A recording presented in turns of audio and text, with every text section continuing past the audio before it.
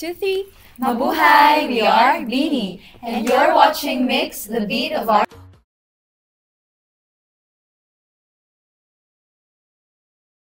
So yung Shaggy D po, pinitch sa amin ng management, and when we listen to it, talagang gusto namin siya. So we got it. We want it, we got it. And then sa music video naman, ang talagang nag-ano ng concept is You Me Us. Sila talaga yung from our past music videos, sila talaga yung gumagawa. And we love the concept naman, so wala kami masyadong change doon. So we kinda went with the flow na rin sa lahat with Shaggy D. Tsaka ang unique lang nalalagyan natin ng choreography na gagawin natin yung song, yung isang Filipino game. Tsaka first time namin sa choreo-wise, literal na Shaggy D. Kasi nung una medyo nagda-doubt kami, Coach, hindi ba ang dumitignan? Pero yung kasi yung point, Shaggy D. Yeah.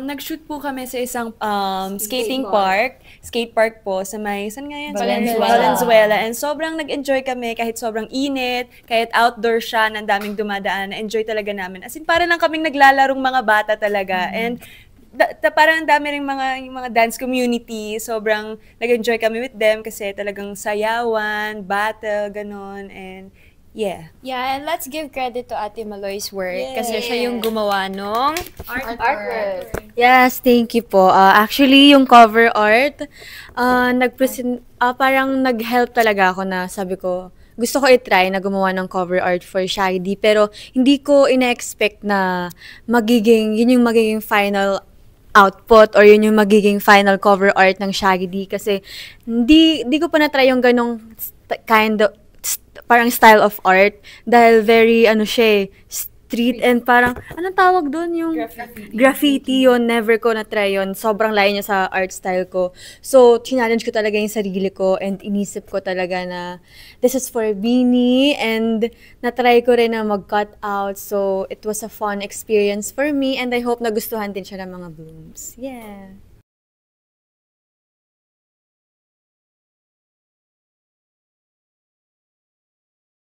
Well, for Shaggy D, we wanted to go even deeper po, like visually and culturally.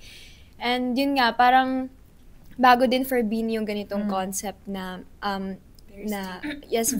yun din kasi inaabangan ng mga tao sa amin kasi coming from Salamin na super pa-cute, cherry on top, 'di ba? Parang first time nila kami makita na ganito kaangas yung song na talagang parang rap sing siya yung buong song. And ayun, feeling naman namin na-meet naman namin yung standards na ina-expect ng Bloom sa release namin na to. And can't wait kasi feeling ko hopefully mas ma-appreciate nila yung song pag nakita nila yung music video. Kasi parang gano'n naman talaga, di ba? Mas maganda yung song pag may music video na kasi mas visualize mo yung song eh.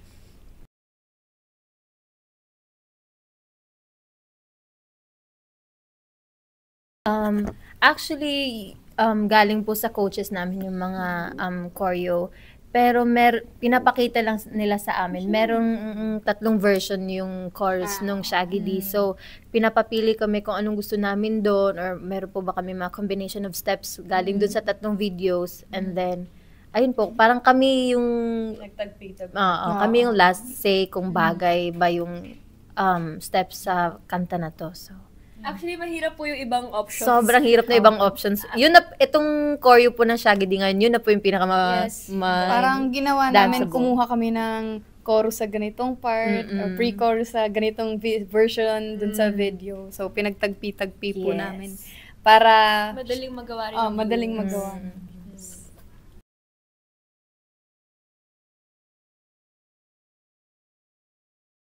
Nung pinerform namin yon, we were actually like nervous kasi dun lang kami talaga nakapag-practice like sa tour na mismo.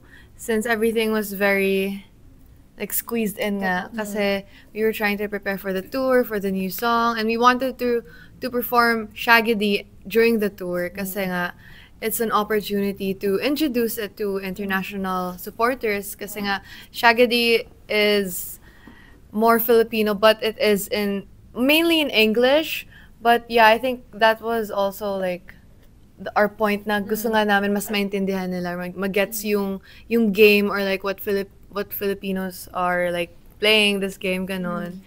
Naalala ko nung sa Shaggy D sa World Tour. Kasi parang every sound check, dun lang kami nagre-rehearse po. Parang kinakat-cut namin siya first chorus sa ganitong day, ganyan. Hanggang sa makarating kami dun sa na full song na. But we're very happy na na-perform namin siya dun. And sobrang hype nung tao. So, nakakadala rin.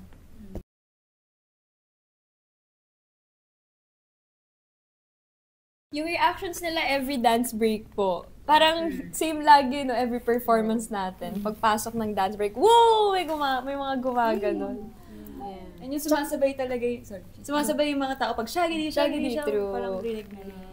Yeah, and nakikita talaga namin yung support sa P-pop community when they do our dances. Feeling ko daw nahirapan sila kasi di nila alam kung sino nga yung susundan. Kasi nga, paiba-iba kami ng start ng steps. Which is the challenge, I guess.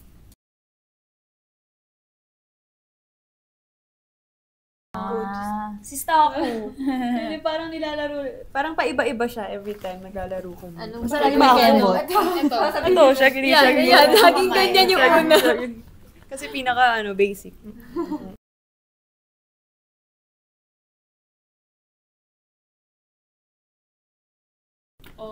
Ooh, so this photo book of ours it's really gonna be nice kasi we submitted some photos that hasn't been released. So, malay mo, may makikita kayong beanie version from this year or whatever year. But yeah, we're not gonna spill as much, but we want it to be very us and very personal. Yun, authentic. Yes, we hope you guys watch our Shaggy D music video. We hope you guys enjoy it. And we will be releasing more music soon. So, abangan nyo lang. And then, we're gonna have Beanie Cosmetics. We're gonna have more events in the future. So, stay tuned lang. And make sure to be a member ng Beanie Dog Global website. Thank you po!